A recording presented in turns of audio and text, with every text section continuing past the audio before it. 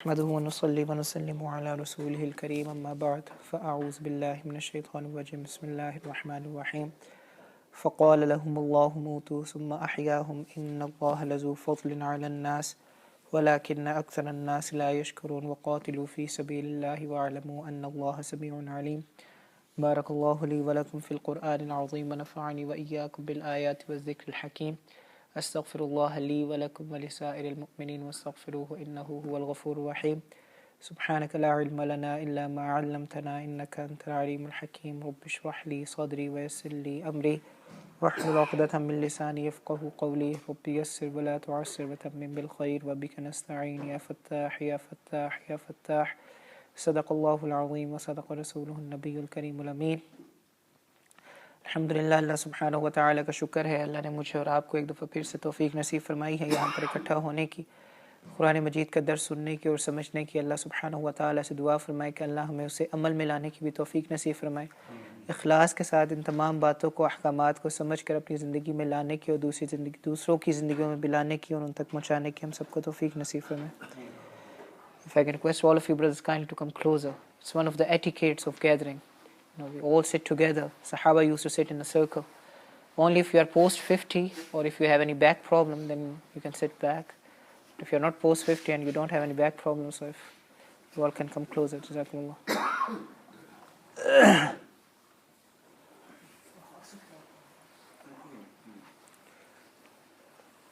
We'll do it briefly inshallah today. اچھا جی 50 ہوتے ہیں کر لو کوئی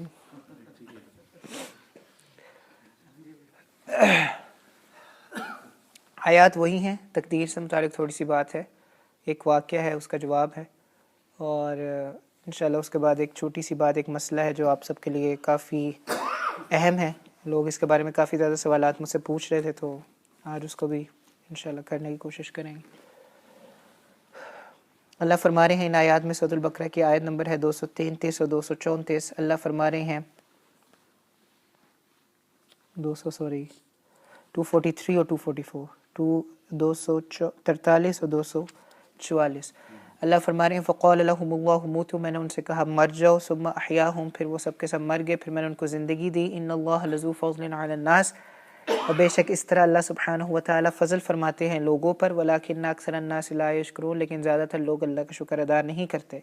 وقاتلوا فی سبیل اللہ، اللہ کے راستے میں جہاد کرو، واعلموا، اور جان لو کہ ان اللہ سمیع علیم، کہ بے شک اللہ سبحانہ و تعالیٰ سب سنتے ہیں، جانتے ہیں۔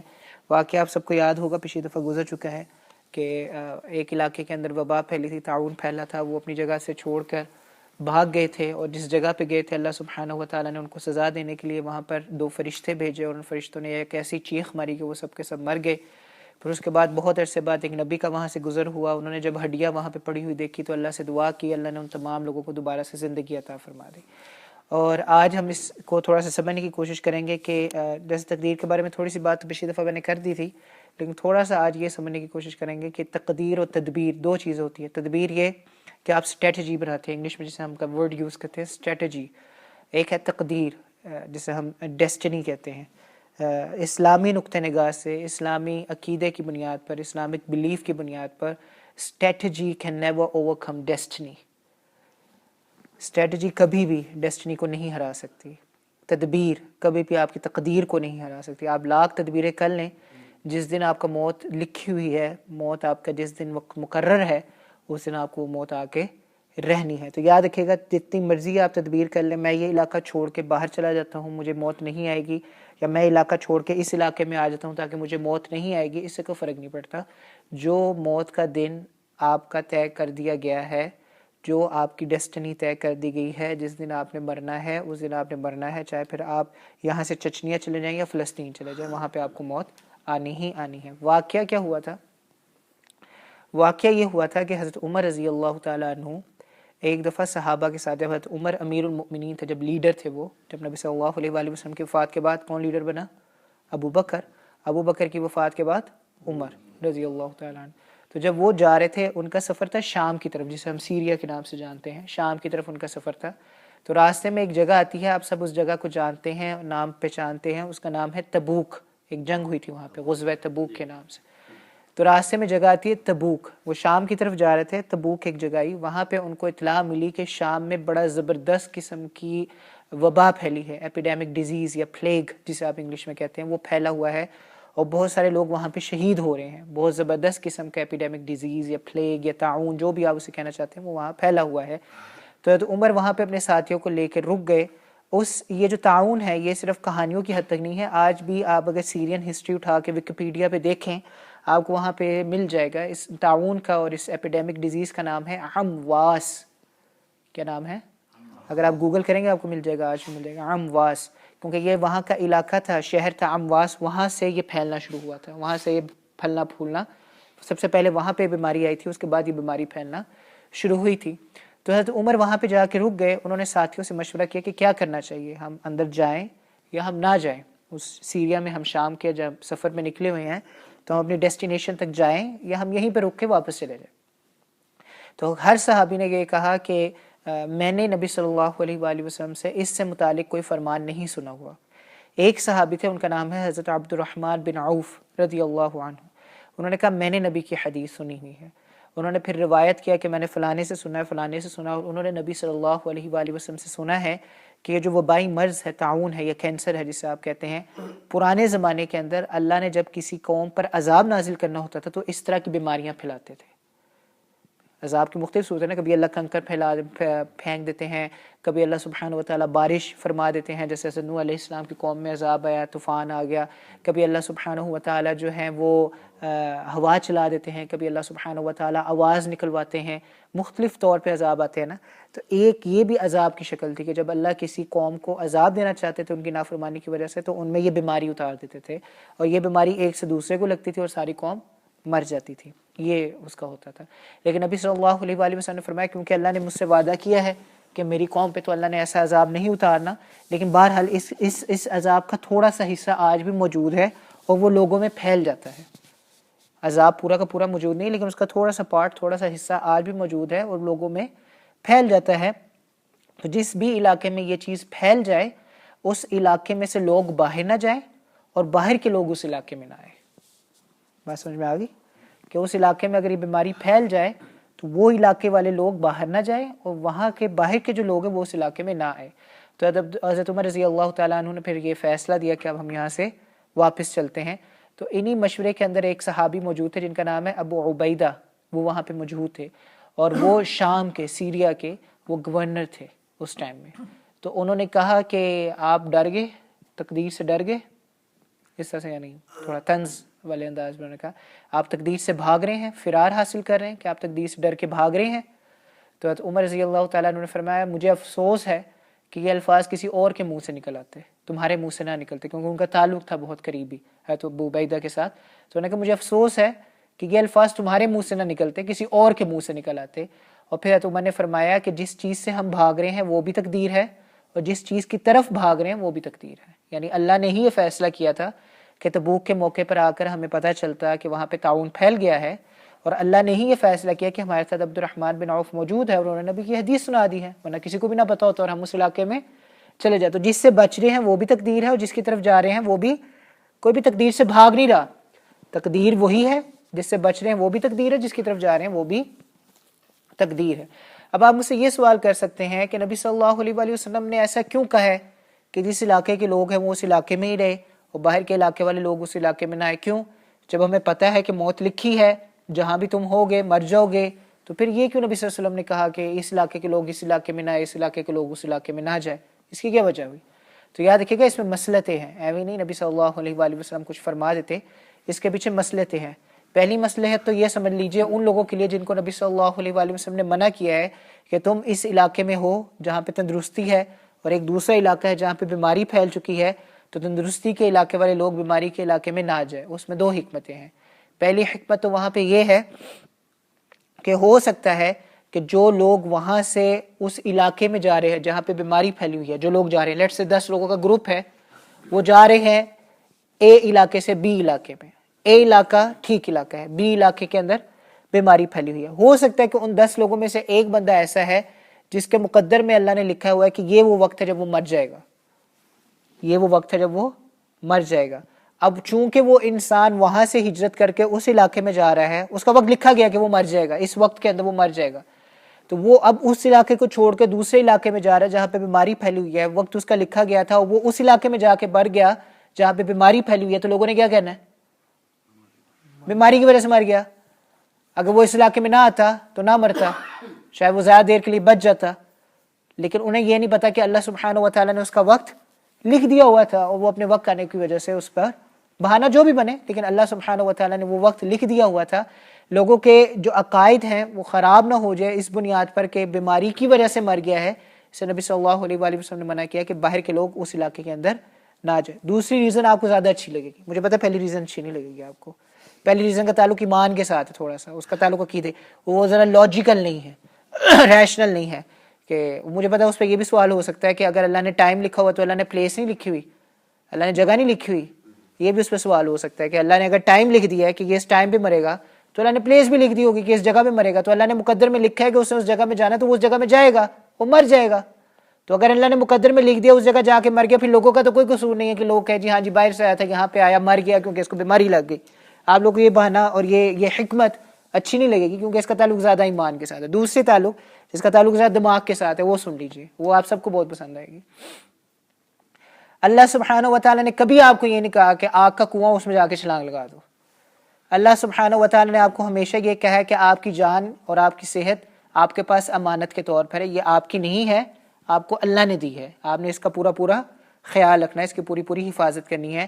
اسی وجہ سے جب لوگ کہتے ہیں مولانا سگریٹ حرام ہے کہ مکروہ ہے، سگریٹ حرام ہے یا مکروہ ہے، اس بحث سے نکل جائیں۔ سگریٹ آپ کے لیے نقصان دہ ہے کہ نہیں ہے؟ ختم ہو گئی بات۔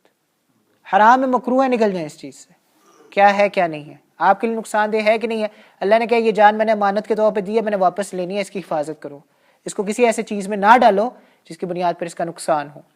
ہر ڈبے پہ کیا لکھا ہوتا ہے، چاہے مہنگا ہے چاہے سستا ہے، کیا لکھا ہوتا ہے؟ اسموکنگ کلز لکھا ہوتا ہے کہ نہیں؟ میں تو نہیں کہہ رہا نا، یا کوئی مفتی تو نہیں کہہ رہا، مولوی تو نہیں کہہ رہا، اسموکنگ کلز ہر ڈبے پہ لکھا۔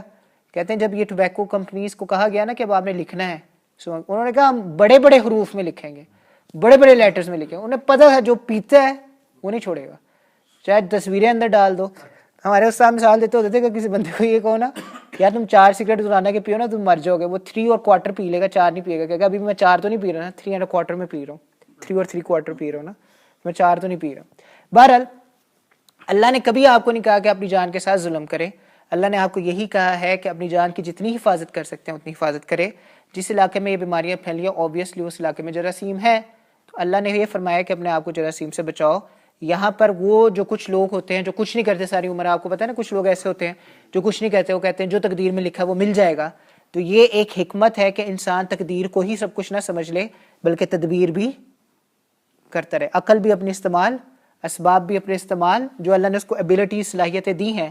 میں نے آپ کو پہلے بھی بتایا تھا اللہ کا شکر ادا کرنا تو کیا کرنا ہے، صرف زبان سے الحمدللہ کہہ دینا نہیں، جو بھی آپ کو اللہ نے ایبلٹیز دیا ان سب کو ان کاموں میں لگانا ہے جن کاموں میں لگانے کا اللہ نے آپ کو حکم دیا ہے۔ تو جو اللہ نے ایبلٹیز آپ کو دی ہے اس کو آپ نے لگانا ہے اللہ کے حکم کے اندر، اللہ نے جن کاموں کا حکم کرنے کو آپ کو حکم دیا ہے۔ تو یہاں پہ تدبیر کریں اور تقدیر کو اتنا آپ ڈومیننٹ نہ کریں کہ آپ کہیں ٹھیک ہے جی جہاں پہ مرنا ہوگا مر جائیں گے تو ابھی اس علاقے میں نہیں جانا، اس علاقے میں جراثیم پھیلے ہوئے ہیں نا اور وہ جراثیم لگ سکتے ہیں، تو زیادہ کوشش ہو کے سوچیں اور تدبیر کا معاملہ کریں، اپنی صحت کی حفاظت کا خیال کریں اور وہاں اس علاقے میں آپ نہ جائیں۔ یہ جواب تو میرے خیال سے سب کو پسند آ ہی جائے گا، اس میں تو کوئی ڈاؤٹ یا اس میں کوئی آبجیکشن نہیں ہونا چاہیے کہ اللہ نے کیا کہتے ہیں۔ میں نے آپ کو پہلے بھی بتایا تھا حضرت علی سے کسی نے پوچھا تھا کہ ہم کتنی تدبیر کر سکتے ہیں اور کتنی تقدیر ہے، کتنا ہم خود کر سکتے ہیں، کتنے ہم ہیلپ لیس ہیں اور کتنے ہم کر سکتے ہیں۔ تو حضرت علی نے فرمایا تھا کھڑے ہو جاؤ، اپنے ایک ٹانگ اوپر کر لو، تو انہوں نے ایک ٹانگ اوپر کر لی، انہوں نے کہا دوسری بھی اوپر کرو، انہوں نے کہا یہ تو میں نہیں کر سکتا، انہوں نے کہا اتنے تم تقدیر ہے، اتنے تم میں قدرت ہے، اتنی تم میں طاقت ہے اور اتنے تم ہیلپ لیس ہو۔ تو 50-50 کی اوکیزن ہے، ایکویشن ہے، 50-50 کی ایکویشن ہے۔ تو اللہ تعالیٰ کہہ رہے ہیں کہ جس علاقے میں بیماری پھیلی ہوئی ہے، اس نبی صلی اللہ علیہ وسلم فرما رہے ہیں جس علاقے میں بیماری پھیلی ہے جراثیم ہے، تو وہاں پر یہ کہہ کے نہ جاؤ کہ تقدیر میں لکھ دیا ہوا تو میں چلا جاؤں۔ کچھ لوگ ایسے ہوتے ہیں ساری عمر ہاتھ پلہ کچھ نہیں مارتے، نہ کمائی کرتے ہیں، نہ کچھ باہر نکل کے اپنے گھر والوں کا خیال رکھتے ہیں اور یہی ریزن دیتے ہیں کہ جو تقدیر میں لکھا ہے وہ مل جائے گا۔ یہ بھی درست نہیں ہے، یہ عقیدہ بھی بالکل درست نہیں ہے۔ اب ان لوگوں کے لیے جن کو علاقے سے باہر جانے کے لیے منع کیا ہے، ایک تو ریزن آپ کو بڑے آرام سے ابھی سمجھ میں آ جائے گی، وہ یہ ہے کہ جو اس علاقے میں ان کو بیماری لگ چکی ہے، جراثیم لگ چکی ہے، وہ باہر نکلیں گے تو وہ جراثیم دوسروں کو لگ جائیں گے. تو جس علاقے میں بیٹھے اسی علاقے میں رہے، ہو سکتا ہے اللہ ان کو شفا عطا فرما دے. دوسری وجہ یہ ہے کہ ہر علاقے میں امیر غریب دونوں طرح کے لوگ ہوتے ہیں. امیر تو بھاگ جائیں گے، ان کے لیے تو رہائش کا بندوبست کرنا، یہاں وہاں جانا ممکن ہے. غریب تو نہیں جا سکے گا، اور غریب جب نہیں جا سکے گا اسی علاقے میں رہے گا تو پھر ڈاکٹرز وغیرہ تو سارے چلے جائیں گے. ڈاکٹر تو امیر ہی ہوتے ہیں نا، ڈاکٹر تو غریب نہیں ہوتے. تو وہ علاج کس سے کروائیں گے؟ علاج کس سے کروائیں گے؟ غریب بندہ وہاں پہ رہے گا، علاج ہو نہیں سکے گا، مر جائے گا. جب وہ مر جائیں گے بیچارے سارے تو ان کے جنازے کا کون انتظام کرے گا؟ تجہیز و تکفین کا کون انتظام کرے گا؟ سارے ہی مر رہے ہوں گے اس وقت میں، سارے بیمار، سارے ہی مر رہے ہیں. کوئی ڈاکٹر ہی نہیں ہے، کوئی پتہ ہی نہیں ہے جس سے علاج کروا سکے. علاقہ چھوڑ کے جا نہیں سکتے، اتنے وسائل نہیں ہیں. تو اللہ نے امیر غریب دونوں کا خیال رکھا ہے، نبی نے امیر غریب دونوں کا خیال رکھا ہے کہ امیر بھی ادھر ہی ٹکا رہے، غریب بھی ادھر ہی ٹکا رہے. انشاءاللہ اللہ خود بخود اگر شفا کا معاملہ ہوگا، اگر اللہ نے شفا دینی ہوگی تو اللہ خود بخود وہاں پہ شفا عطا فرما دیں گے. اور آج کل اس طرح کی مثالیں سمجھنا کوئی مشکل نہیں ہے. لاہور میں ڈینگی پھیلا تھا 2 سال پہلے، لاہور میں ڈینگی زبردست قسم کا پھیلا تھا 2 سال یا 3 سال پہلے، اور لوگ جو تھے کافی زیادہ انفیکٹڈ بھی ہوئے تھے، لیکن بہت سارے لوگ بچ گئے تھے. کچھ لوگ کیسز ایسے تھے جس میں وہ اموات بھی ہو گئی تھی، جس میں لوگ مر بھی گئے تھے، لیکن کافی زیادہ لوگ بچ گئے تھے. تو جس کو اللہ نے شفا دے دینی ہے اس کو اللہ نے شفا دے دینی ہے. علاقہ چھوڑ کے بھاگنے کا کوئی فائدہ نہیں ہے. آخری بات نبی کی حدیث ہے، اس پہ آخری بات، اور پھر اس کے بعد آخری مسئلہ. آخری بات نبی صلی اللہ علیہ وآلہ وسلم کی حدیث ہے، اور علماء بھی یہ بتاتے ہیں کہ اگر کسی علاقے میں طاعون یا بیماری پھیل جائے، آپ اس علاقے سے نہ نکلیں، اپنا علاج کروائیں، اللہ سے مانگیں، اللہ آپ کو شفا عطا فرما دے گا. اور اگر لیٹ سے آپ کو شفا نہیں ملتی اور آپ مر جاتے ہیں تو اس پہ نبی کی حدیث ہے. عائشہ فرماتی ہے کہ نبی صلی اللہ علیہ وآلہ وسلم نے فرمایا کہ یہ بیماریاں وہ بیماریاں ہیں جن کے ذریعے سے اللہ پرانے وقتوں میں عذاب دیتے ہوتے تھے، لیکن اب یہ بیماریاں اللہ کی رحمت بن چکی ہیں. پہلے یہ بیماریاں عذاب کے طور پر استعمال ہوتی تھی، اب یہ بیماریاں اللہ کی رحمت بن چکی ہیں. جس کو بھی یہ بیماری لگتی ہے، چونکہ وہ تکلیف میں مبتلا ہوتا ہے اور وہ صبر کا اظہار کرتا ہے اور علاقے کو چھوڑ کے نہیں جاتا، اس کی بنیاد پر اللہ اس کے سارے گناہوں کو معاف فرما دیتے ہیں. اور اگر وہ اس بیماری میں مر جائے تو وہ شہید ہوگا. اسی بنیاد پر اگر کوئی شخص وبائی مرض کے اندر مر جاتا ہے، علماء نے لکھا ہے اس حدیث کی بنیاد پر وہ شہید ہوتا ہے. بات سمجھ میں آ رہی ہے؟ تو اگر آپ اس علاقے میں ٹھہریں گے، ایک تو اس کے لاجیکل ریزننگ ہے، باہر نکلیں گے تو دوسروں کو جراثیم لگ جائیں گے. اگر باہر نکلنے کی آپشن دے دی جاتی تو امیر تو سارے نکل جاتے ہیں، غریب بیچارہ ادھر ہی رہتا ہے، غریب نے پھر پس کے مر جانا تھا. اللہ کے قانون میں امیر غریب کا کوئی فرق نہیں ہے، دونوں کے ساتھ برابری رکھی گئی ہے. اور تیسری سب سے بڑی ریزن جس کا تعلق ایمان کے ساتھ ہے وہ یہ ہے کہ اگر آپ اس علاقے میں رکے رہیں گے، بیماری برداشت کر لیں گے، اگر آپ کی موت لکھی بھی جا چکی ہے تو آپ کو کس کا رتبہ مل جائے گا؟ مفت کا رتبہ مل رہا ہے شہادت کا، اس میں کوئی آپ کو تگ و دو نہیں کرنی پڑی. ایک بات جو اگلی آیت آ رہی ہے، وَقَاتِلُوا فِي سَبِيلِ اللَّهِ وَاعْلَمُوا أَنَّ اللَّهَ سَمِيعٌ عَلِيمٌ، اللہ کے راستے میں نکلو، جہاد کرو، ڈرو مت، اور یاد رکھو کہ اللہ سب سنتے ہیں، جانتے ہیں. تقدیر کا مسئلہ بتانے کے بعد، بیماری کا مسئلہ بتانے کے بعد، اصل چیز جس کی طرف اشارہ کرنا تھا وہ یہ تھا کہ جب اللہ کی ریکوائرمنٹ ہو کہ آپ نکلیں باہر اللہ کے راستے میں، تب آپ نکلیں. آپ کو یہ پریشانی نہ ہو کہ میں اگر جہاد کے لیے یا جنگ میں نکلوں گا تو میں مر جاؤں گا، یہ میرے ساتھ کچھ ایسا ہوگا جو میں مر جاؤں گا. قرآن کی ہی ایک آیت آتی ہے، اور بڑے مزے کا اللہ میاں نے آرگومنٹ کیا وہاں پہ. اللہ فرماتے ہیں کہ کچھ لوگ ایسے ہیں، الذین قالوا لاخوانہم وقعدوا لو اطاعونا ما قتلوا، کچھ لوگ ایسے ہیں جو خود جہاد میں شریک نہیں ہوتے، جو خود لڑائیوں میں شریک نہیں ہوتے، وقعدوا اپنے گھروں میں بیٹھے رہتے ہیں، اور جو لوگ مر جاتے ہیں ان کے رشتہ داروں سے جا کے کہتے ہیں لو اطاعونا ما قتلوا، اگر یہ ہماری بات مان لیتے نا اور جہاد میں نہ جاتے تو آج یہ زندہ ہوتے. خود جہاد میں شریک نہیں ہوتے، گھر میں بیٹھے رہتے ہیں. جو لوگ شہید ہو جاتے ہیں ان کی فیملی ممبر سے جا کے کہتے ہیں کہ اگر ہماری بات مان لیتے، جہاد میں نہ جاتے تو شہید نہ ہوتے. تو اللہ فرما رہے قل فادرؤوا عن انفسکم، اگر تم لوگوں کو اتنا ہی پتہ ہے کہ موت کب آنی کب نہیں آنی تو تم اپنا خیال کرو، باقیوں کی فکر چھوڑ دو. اگر تمہیں اتنا ہی پتہ ہے کہ موت کب آنی ہے کب نہیں آنی، قل فادرؤوا، اگر آپ ان سے فرما دیجئے کہ اگر تمہیں اتنا ہی ادراک ہے، اتنا ہی تمہیں پتہ ہے کہ موت کب آنی ہے اور کب نہیں، عن انفسکم انتم الموت ان کنتم صادقین، تو اپنی موت کا حساب کتاب لگاؤ اگر تم واقعی سچے ہو کہ میں نے اس دن پہ مر جانا یا اس دن پہ میں نے زندہ رہنا. تو یہ اللہ کا آرگیومنٹ ہے کہ اگر تم لوگ اتنے سمجھدار ہو اور تمہاری بات کی وجہ سے ان کی موت آ گئی ہے، اگر وہ تمہاری بات مان لیتے اور ان کو مرنا نہ پڑتا تو پھر تم اپنی موت کا خیال کرو، ان کی موت کو چھوڑو، اپنی موت کو بچاؤ اگر تم اتنے ہی سمجھدار ہو. تو اللہ خالد بن ولید کا واقعہ آپ سب حضرات جانتے ہیں، ان کو سیف اللہ کہا گیا، اللہ کی تلوار کہا گیا.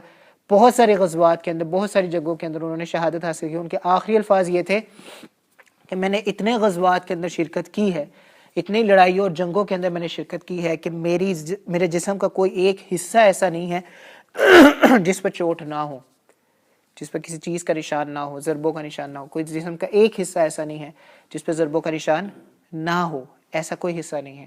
لیکن پھر بھی مجھے گدھوں کی طرح بستر میں موت آ رہی ہے، مردوں کی طرح جنگ میں موت نہیں آ رہی. یہ ان کے الفاظ تھے کہ مجھے گدھوں کی طرح بستر میں موت آ رہی ہے، مرد کی طرح میں شہید نہیں ہو رہا میدان جنگ میں. وہ یہی بتانا چاہتے ہیں کہ اگر اس چیز میں اگر آپ ایک چیز سمجھ کے یا سوچ کے بیٹھ لیں کہ میں جنگ میں گیا تو میں نے مر ہی جانا ہے، جہاد کا موقع اور آپ سے ریکوائرڈ کیا جاتا ہے کہ آپ جائیں اور جا کے شریک ہو جہاد کے موقع پہ. جہاد کی کیا ریکوائرمنٹس ہے اس میں ہم نہیں ابھی فی الحال جا رہے. وہ ایک سینیریو ہے، ایک سچویشن اگر ڈیولپ ہو جاتا ہے، علماء کا کنسنسس ہو جاتا ہے کہ جہاد فرض ہو چکا ہے، ہر کسی کو نکلنا ہے باہر اور جہاد کرنا ہے. جیسے کہ ہم سب مانتے ہیں کہ دجال نے آنا ہے. جب دجال نے آنا پھر یہ آپشنس نہیں دی جائے گی کہ آپ گھر میں بیٹھے اور آپ جا کے لڑائی کر لیں. دجال کے ساتھ سب نکلیں گے لڑائی کرنے کے لیے. امام مہدی جو ہوگی ان کے پاس زیادہ فوج بھی نہیں ہوگی، بہت کم فوج ہوگی، اور شاید دجال کے پاس بہت زبردست قسم کا لشکر ہوگا اور وہ غالب آ رہا ہوگا. تو امام مہدی پھر فرمائیں گے لوگوں سے کہ اب تم اپنے قلعوں میں گھس جاؤ، جو ایک جگہ ہوگی وہاں پہ گھس جاؤ، دروازے بند کر لو. اور وہ وہاں سے بھی دروازے توڑ کے اندر آ رہے ہوں گے اور اس موقع پر حضرت عیسیٰ علیہ السلام تشریف لے آئیں گے. اور حضرت عیسیٰ علیہ السلام پھر جب دجال کو قتل کریں گے اس کے بعد وہ سارے پھر خود بخود ڈر جائیں گے. وہ دجال کے اوپر یا دجال کی بیس پہ اتنے کانفیڈنٹ ہوئے ہوئے تھے کہ جی ہم جو بھی چاہے کر سکتے ہیں. تو جب دجال کو ہی قتل کر دیا جائے گا تو اس کے بعد ان سب کا حوصلہ ٹوٹ جائے گا. تو بہرحال جیسے وہ بھی ہمارا ایک ایمان ہے، یقین ہے کہ وہ موقع جب آئے گا تو ہر مسلمان پر، ہر اللہ کو ماننے والے پر جہاد فرض ہو جائے گا. کہ لیٹ سے ہماری زندگیوں میں ایسا موقع آ جاتا ہے تو جہاد ہم پہ فرض ہے. اب جہاد فرض ہے، اگر کوئی شخص گھر سے اس وجہ سے نہیں نکلتا کہ میں مر جاؤں گا اگر میں نکلا، تو ایسا آرگیومنٹ پیش کرنا یا ایسی بحث کرنا بالکل بیکار ہے. خالد بن ولید فرماتے ہیں کہ میں بہت سارے غزوات میں شریک ہوا، میرے پورے جسم پہ چوٹوں کے نشان ہیں، پھر بھی میں گدھوں کی طرح بستر میں مر رہا ہوں، مردوں کی طرح میں، جوانوں کی طرح میں جنگ میں شہید نہیں ہو رہا. تو یہ اللہ کے اختیار میں، اللہ جس کو چاہے جس وقت چاہے موت دے دے. آخری سوال ہے، جاگ کے بیٹھیے، یہ سوال آپ سب کو پسند آئے گا. ایک تو درس کا موضوع تھا جس میں پرانی باتیں ہو رہی تھی، شاید ریلیٹ نہیں کر پا رہے تھے. یہ بات شاید آپ لوگوں کو پسند آئے، دلچسپ لگے. مجھ سے سوال کیا تھا جی، مجھے یہ اس بندے کا نہیں پتا، میں نے آج گوگل کیا. پال واکر PAULWALKER کوئی ایکٹر ہے جو مر گیا ہے. پال واکر کوئی ایکٹر ہے کوئی جی، وہ مر گیا ہے. وہ اس کا ایکسیڈنٹ ہوا تھا، وہ بیچارہ فوت ہو گیا، کم عمر کا تھا، 40 ریسنٹلی فوت ہوا. اور دوسرا اس بندے نے نام لیا تھا منڈیلا کا، نیلسن منڈیلا کا. اس کو تو سب جانتے ہیں. پوچھا یہ گیا ہے کہ کیا یہ لوگ جنت میں جائیں گے جہنم میں جائیں گے. دیکھیے یاد رکھیے، کبھی بھی غیر مسلم کے بارے میں جب آپ سے یہ سوال کیا جائے کہ جنت میں جائیں گے جہنم میں جائیں گے، آپ اس کا فیصلہ کرنے والے نہیں ہیں کون جنت میں جائے گا کون جہنم میں جائے گا. آپ اس کا ورڈکٹ دینے والے کوئی نہیں. نہ اللہ نے آپ کے اوپر یہ ذمہ داری لگائی ہے کہ آپ اس کا فیصلہ کریں کون جنت میں جا رہا ہے کون جہنم میں جا رہا ہے. آپ کا کوئی کرسچن بھی آپ سے پوچھے نا کہ تو سب کچھ برا کرتا ہے اور تو جنت میں جائے گا اور میں سب کچھ اچھا کرتا ہوں، صرف یہ کہ میرا عقیدہ غلط ہے تو میں جہنم میں چلا جاؤں گا. اسے کو یار مجھے نہیں پتا کیا ہونا کیا نہیں ہونا. میں جو کچھ کر رہا ہوں اگر غلط کر رہا ہوں تو میں غلط کر رہا ہوں، اور اگر میں ٹھیک کر رہا ہوں تو اس لیے ٹھیک کر رہا ہوں کہ اللہ نے مجھے کرنے کا حکم دیا. اس کے بعد میں جنت میں جاتا ہوں جہنم میں، یہ اللہ کو پتا ہے، مجھے اس چیز کے بارے میں کچھ نہیں پتا. آپ کو پاس کرنے کی ضرورت نہیں ہے. کفار کے مختلف طبقے بنائے ہیں علماء نے، مفسرین نے. ابن کثیر القرطبی رحمہ اللہ تعالیٰ نے خاص طور پہ مختلف طبقے بنائے ہیں. پہلا گروپ وہ ہے جس نے ہدایت کو دیکھا، سنا، سمجھا، لیکن پھر بھی اس کو ریجیکٹ کر دیا اور وہ نان مسلم ہو کر مرا. اس کے بارے میں تو کوئی شبہ نہیں ہے. اس کے بارے میں ہدایت اس تک پہنچی تھی، اسے سنا، سمجھا، پڑھا، لرنڈ آدمی تھا. He learned about Islam but then he rejected it and he died as a non Muslim. اگر تو اس طرح کی سچویشن ہے تو اس کے بارے میں آپ کو پریشان ہونے کی ضرورت نہیں ہے. اس گروپ کو تو آپ سائڈ پہ رکھ لیں. دوسرا گروپ جن تک کبھی اسلام کا پیغام پہنچا ہی نہیں تھا، جنہیں پتہ ہی نہیں تھا اسلام کے بارے میں. اس کی ڈفرینٹ سچویشنز ہو سکتی ہیں. فار ایگزامپل کوئی بندہ ایک ایسے آئی لینڈ، ایک ایسے جزیرے میں رہ رہا ہے جہاں تک ہماری رسائی ہی نہیں ہے، جہاں تک ہم پہنچ نہیں پا رہے، ریچ نہیں پا رہے. اس کو پتہ ہی نہیں ہے کہ اسلام ہوتا کیا ہے، اسلام کے بارے میں کیا کہا گیا ہے کیا نہیں کہا گیا. اس کو اس بارے میں کچھ نہیں پتا، اس تک کوئی چیز نہیں پہنچی. دوسری یہ بھی سچویشن ہو سکتی ہے کہ وہ علاقوں میں رہنے والا ہو، مطلب شہروں میں رہنے والا ہو، اور ہم لوگ اس تک نہ پہنچے ہو اور اس کو بھی اسلام کے بارے میں نہ پتا ہو. ایک انٹرویو ہے نیو یارک کے ایک لڑکے کا، اس سے پوچھا گیا کہ آپ کو اسلام کے بارے میں پتہ ہے، تو وہ اس طرح سے ریئیکٹ کر رہا تھا جیسے یہ کوئی آؤٹ آف دا ورلڈ چیز ہے اور اس نے کبھی اس کے بارے میں سنا ہی نہیں ہے، سمجھا نہیں ہے. نیو یارک کا لڑکا تھا. اسے نہیں پتا تھا اسلام کے بارے میں. تو ایک اس طرح کے لوگ ہیں جن کو پتہ ہی نہیں ہے اسلام کے بارے میں. ایک اس طرح کے لوگ ہیں جنہوں نے مختلف ویب سائٹس دیکھی ہیں جو کہ اینٹی اسلام ویب سائٹ ہیں, انہیں جاہل لوگوں کی باتیں سنی ہیں, اور ان کا یہ خیال ہے کہ مسلمان جو کچھ بھی کر رہے ہیں وہ بالکل غلط ہے, نفرت کی بنیاد پر ہے, ان کے ایمان کا حصہ ہے دوسرے لوگوں کو مارنا. تو اب ایسے بندے سے آپ کیا ایکسپیکٹ کریں گے کہ وہ مسلمان ہو جائے؟ اس تک صحیح بات کبھی پہنچی ہی نہیں, بلکہ اس نے دوسری ویب سائٹس پہ دیکھا جہاں پر اینٹی اسلام باتیں کی جا رہی ہے, اور وہ اس کو سننے کے بعد, سمجھنے کے بعد اتنا اس سے متاثر ہوا کہ وہ اسلام قبول کرنے کے لیے اب تیار نہیں ہے. دو. تیسرا ہے کہ کچھ لوگ ہیں ان کو اسلام کے بارے میں پتہ تو ہے لیکن وہ بہت منیمل سے ہے. فار ایگزامپل, آپ گئے, بے سہارا یتیم بچے تھے, سیلاب آ گیا کسی جگہ پہ, لٹ سے شیلٹر لیس تھے, فوڈ لیس تھے, آپ ادھر گئے اور آپ نے ان کو کھانا دیا, آپ نے شیلٹر دیا, آپ نے ان کی مدد کی. تو انہوں نے آپ سے پوچھا جی آپ ایسا کیوں کر رہے ہیں؟ تو آپ نے کہا جی ہم ایسا اس لیے کر رہے ہیں کہ ہمیں اسلام نے کہا ایسا کرنے کے لیے, یا ہمارے اللہ نے کہا ایسا کرنے کے لیے. تو ان کے ذہن میں صرف یہ ہے کہ ان کا ایمان یا ان کا اسلام ان کو یہی کہتا ہے کہ بس تم یہی کام کرو, جو بے سہارا ہو, غریب لوگ ہو, ان تک کھانا پہنچاؤ, ان تک شیلٹر پہنچاؤ. تو یہ 4 گروپ میں نے آپ کے سامنے کیا. پہلا گروپ جس نے اسلام کو سنا, سمجھا, پڑھا, لیکن پھر بھی ریجیکٹ کر دیا. دوسرا گروپ جس تک کبھی بھی اسلام پہنچا ہی نہیں, وہ کسی آئی لینڈ میں تھا یا وہ کسی ایسی جگہ پہ تھا جہاں تک اس تک اسلام پہنچا ہی نہیں, اس کو پتہ ہی نہیں تھا, لیکن وہ مر گیا اس حالت میں, وہ مسلمان نہیں تھا, وہ مر گیا اسی حالت میں. تیسری صورت یہ ہے کہ وہ مختلف ویب سائٹس پہ چلا گیا یا مختلف ایسے سورسز کی طرف چلا گیا جو اینٹی اسلام تھے, اور اس نے اس کا ذہن اتنا کنونس کر دیا کہ اب وہ مسلمان ہونے کے لیے تیار نہیں ہے. چوتھے اس طرح کے لوگ ہیں جن کی اسلام کے بارے میں اسٹڈی بہت منیمل ہے, ان کو کچھ زیادہ نہیں پتہ اسلام کے بارے میں, انہیں یہ پتہ کہ 2-3 چیزیں اسلام کے بارے میں پتہ ہے. یہ 4 طرح کی سٹیج ہے. اب جو کافر مرتا ہے واللہ عالم, آپ نہیں بتا سکتے کہ وہ ان 4 کیٹیگریز میں سے کس کیٹیگری میں آتا ہے, آپ اس کے بارے میں نہیں بتا سکتے. پال واکر جنت میں کیا کر رہا ہے یا جہنم میں اس کے ساتھ کیا ہوگا, یہ آپ نہیں بتا سکتے کہ وہ ان 4 کیٹیگریز میں سے کون سی کیٹیگری میں جا کے مرے گا, یہ نہیں آپ کو پتا.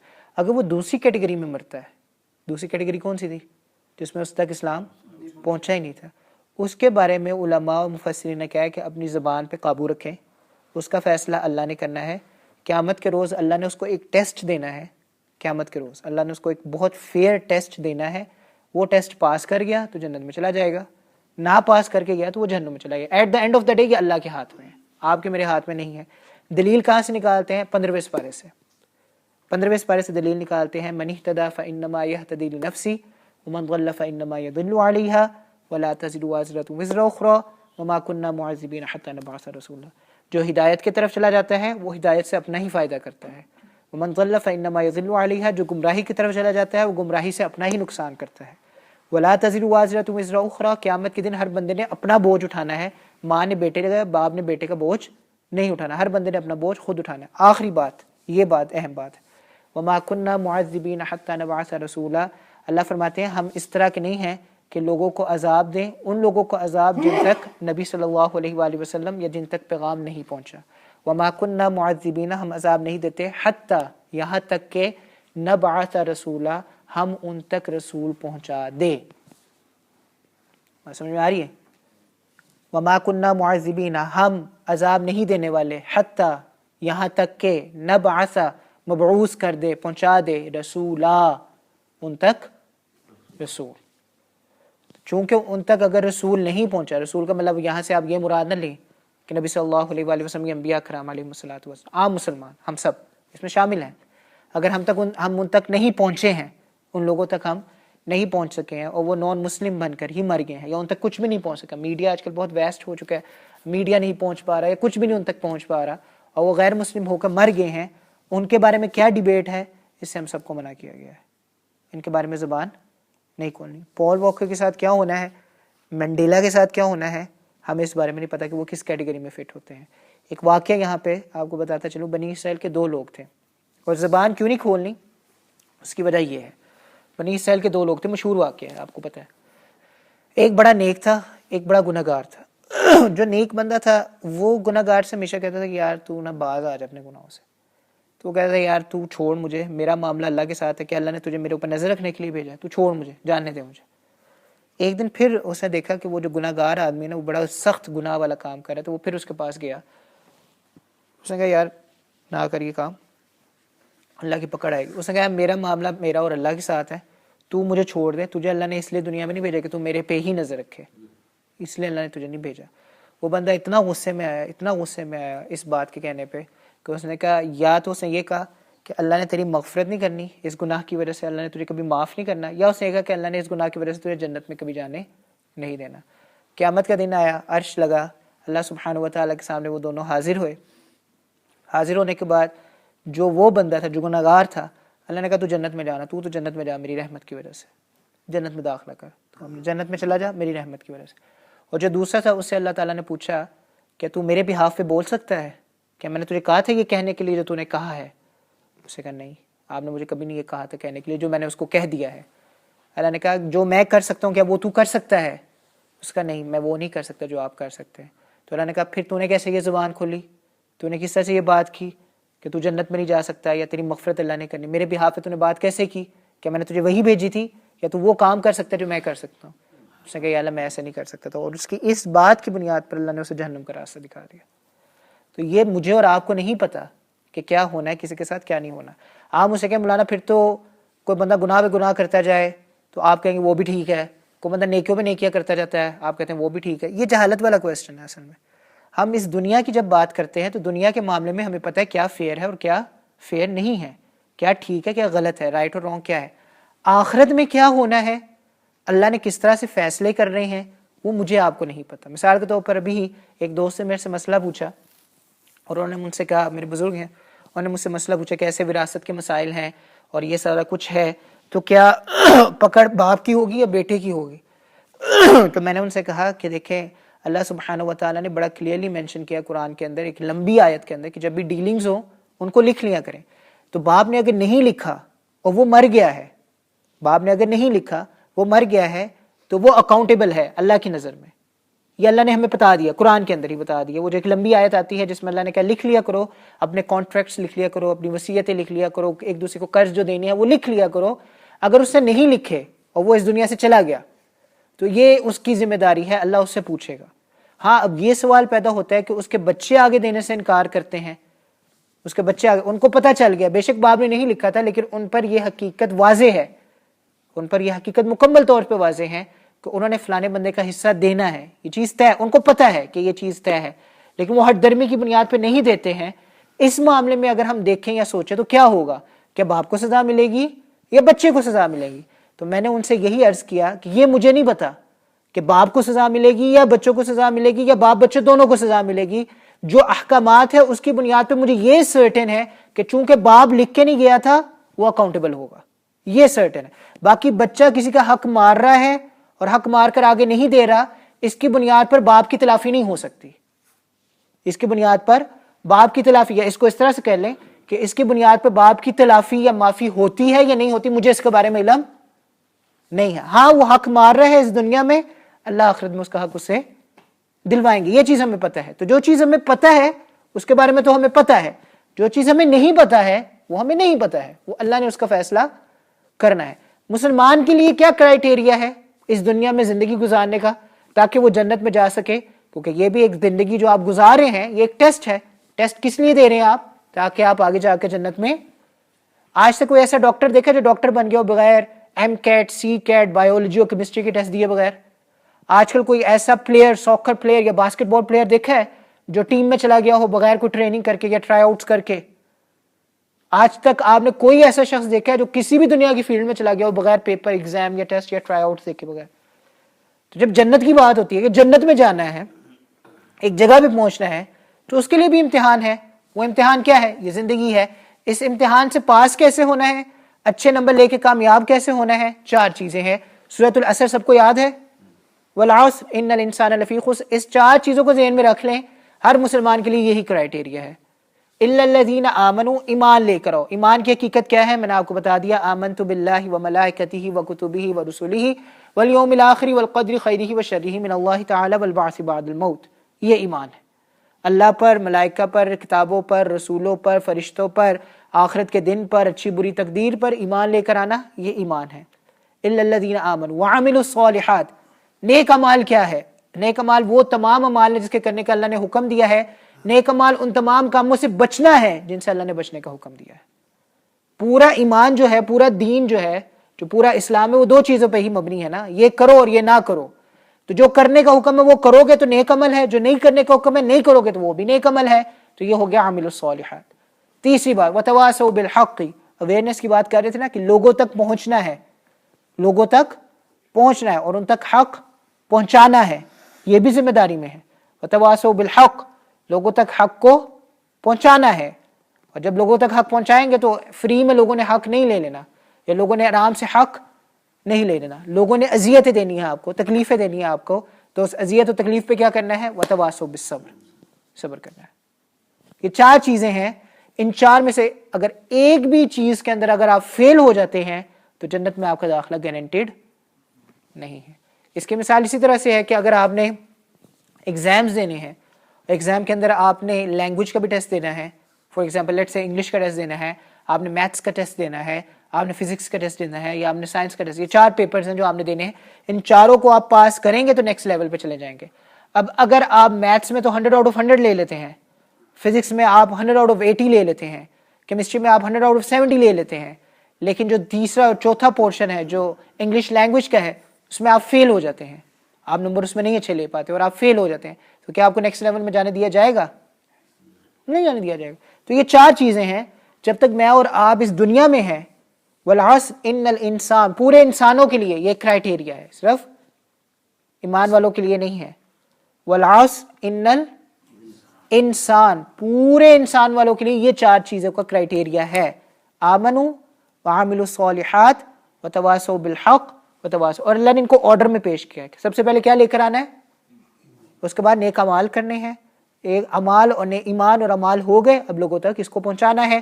جب لوگوں تک پہنچاؤ گے تو لوگوں نے مطلب بڑے آرام سے آپ کا ویلکم نہیں کرنا ہے، یا بہت آرام سے اس چیز کو نہیں لینا ہے. لوگوں نے اذیت اور آپ کو تکلیفیں پہنچانی ہیں تو اس پر آپ نے صبر کرنا ہے. تو یاد رکھیے گا، کوئی آپ سے پوچھے، کوئی کرسچن، کوئی بندہ کسی ایک اسپیسیفک، آپ کوئی ججمنٹ نہ دیں وہ جہنمی ہے. ہمارا مسئلہ یہ ہے کہ میں تو عیسائیوں کی بات کر رہا ہوں جو یہ فوت ہوئے، منڈیلا ہو گیا یا پال واکر ہو گیا، جو بھی ہے، وہ تم عیسائی ہیں. ہم لوگ تو آپس میں مسلمان ایک دوسرے کو جنت و جہنم کی وعدے دے رہے ہوتے ہیں. لا الہ الا اللہ، تو نے جنت میں نہیں جانا، لا الہ الا اللہ، تو نے جہنم میں ہی جانا. کس نے آپ کو یہ گارنٹی دی ہے؟ دیکھیں کچھ لوگ ہیں جن کے بارے میں نبی صلی اللہ علیہ وآلہ وسلم نے ہمیں بتایا ہے اور وہ جہنم میں ہی جائیں گے. جیسے ابو لہب ہے، قرآن کی آیت ہے، تبت یدا ابی لہب وتب، ساری آیت اس پہ ہے نا، ساری صورت. ما اغنی عنہ مالہ وما کسب سیصلی نارا ذات لہب وامرأتہ حمالۃ الحطب فی جیدہا حبل من مسد. آگ میں ہی رہنا اس نے، ابو لہب نے. نبی نے ہمیں بتا دیا کہ نبی نے مختلف احادیث میں مختلف لوگوں کے نام لے کے بتایا کہ یہ لوگ جہنم میں جائیں گے. انہوں نے تو جہنم میں جانا ہے، باقیوں کے ساتھ کیا معاملات ہونے ہیں یہ مجھے آپ کو نہیں پتا ہے. بات ذہن میں آ گئی، سمجھ میں آ گئی. کل کو آپ کو کوئی عیسائی کا پوچھے، یہودی کا پوچھے، آپ کو کوئی مسلمان کا پوچھے، آپ کو کسی خاص پرسنالٹی کا پوچھے. مجھے یاد ہے وہ کون تھا، میرے یہاں سے مدر ٹریسا تھی، جب وہ فوت ہوئی تھی اس کے بارے میں بڑی یہ بحث چلی تھی. وہ بڑی نیک خاتون تھی اور اس نے بہت اچھے کام کیے. اسے جنت میں جانا، جہنم میں جانا، ہمیں نہیں پتہ یار اسے جنت میں جانا ہے کہ جہنم میں جانا ہے. مدر ٹریسا اور تریسا، اچھا تریسا، اسے جہنم میں جانا ہے یا جنت میں جانا ہے، ہمیں اس چیز کے بارے میں علم نہیں ہے. اس کا فیصلہ اللہ کرے گا. ہاں ہمیں یہ ضرور پتہ ہے کہ ہم نے یہ چار کام کرنے ہیں جنت میں جانے کے لیے، یہ ہمیں پتہ ہے اور ہمیں یہ کرنا ہے.